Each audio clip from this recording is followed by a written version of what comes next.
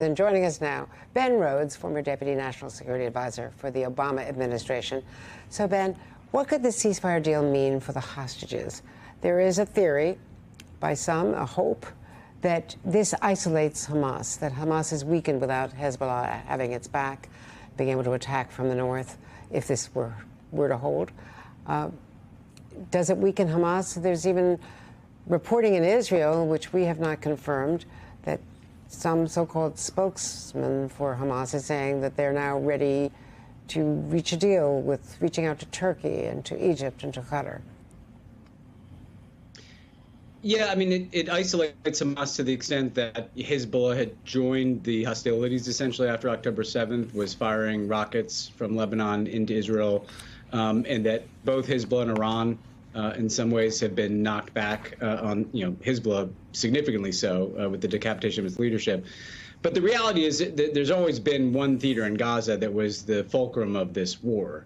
And with respect to the hostages, I think the challenge is there's still just this profound kind of existential gap between what you hear is the Hamas position in the negotiations and the Israeli position in the negotiations, which is that Hamas insists that any ceasefire in Gaza be a permanent cessation of hostilities. That essentially the war has to come to a definitive end in Gaza for them to release the hostages. Prime Minister Netanyahu has not wanted to make that step. He's wanted it to be a ceasefire that allows for Israel, perhaps after some duration of time, to kind of go back in and continue to wage war against Hamas. And attached to that, Andrea, is this question of who runs Gaza in the aftermath of a war, if it comes to an end. The Israeli position is a kind of open-ended Israeli control over the Gaza Strip. The U.S. position is some form of Arab force behind a Palestinian leadership other than Hamas. These are big gaps, So this is a hopeful day in southern Lebanon and northern Israel, but I'm not sure it puts us closer to ending the war in Gaza, given the differences that remain there. And, Ben, also, Congressman Mike Waltz, the National Security Advisor, coming in, he credited Donald Trump for the deal, writing on X, "Everyone is coming to the table because of President Trump." Well, here's how Jake Sullivan, of course, the current National Security Advisor, responded on Morning Joe. I've kept Congressman Waltz apprised at every step of the way, including yesterday as we were closing this out. I'm glad to see that they're welcoming it. I would just say that it makes me particularly proud to have achieved this because you've done a good thing when other people want to take credit for it. So what do you think about that? Do you think that there is something to the fact that that Netanyahu at least knows that the Trump team is coming in and feels strengthened by that in terms of having less pressure for Palestinian rights, for instance? I just don't think so, Andrea. I mean, I'm open to the possibility, but the reality is, first of all, they didn't end the war in Gaza. I mean, the Lebanon, was an escalation that we saw in the summer and fall. Coincident, by the way, to the precursor to our election, was the time of escalation that Netanyahu chose. And the reality is that they had achieved a lot of objectives in terms of dismantling Hezbollah leadership, and they had to make a choice about whether they were going to kind of go into Lebanon, almost in the same way they did to Gaza, to try to completely destroy Hezbollah. And that was, frankly, a war that they couldn't afford to fight, particularly given what they're doing in Gaza. They've been taking losses. Netanyahu, in his own comments yesterday, suggested that they wanted some time to kind of recoup and rearm and to have less of a strain on the IDF.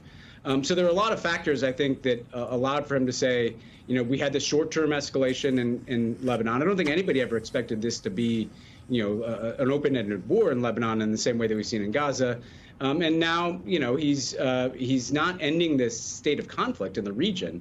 If he did that, I think that might be an indication of him feeling in a stronger position at home politically with Trump coming in. But he's not doing that. He's ending this one theater in Lebanon.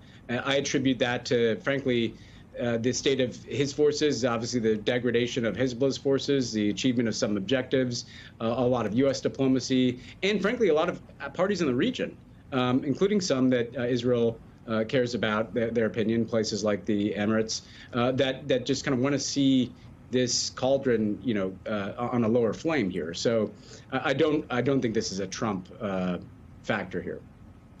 And a lot of this does rest on the ability of the Lebanese army to stand up and create that buffer zone. Certainly the UNIFIL, the UN people have not been able to do that and are under great suspicion from the Israelis anyway, but certainly allowed Hezbollah to rearm and build tunnels right under their noses.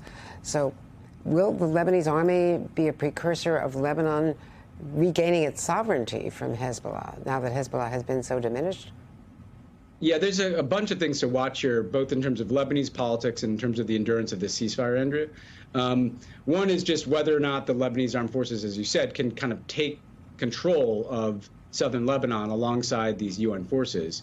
The reality is Hezbollah is from there, right? So in a lot of these villages, a lot of these population centers in southern Lebanon, Hezbollah is kind of deeply embedded in the society. And the Lebanese armed forces is seen as something of a foreign force in some ways, and so we'll see. But I think what we also have learned over the last year, of course, is, and this is true even way back when I was in government, Israel has tremendous intelligence, and so if they see stuff happening there, if they see Hezbollah rearming, regrouping, recreating command centers and tunnels, they may take a shot, and they may be willing, as we've learned, to scuttle the ceasefire if they see something that they don't like there.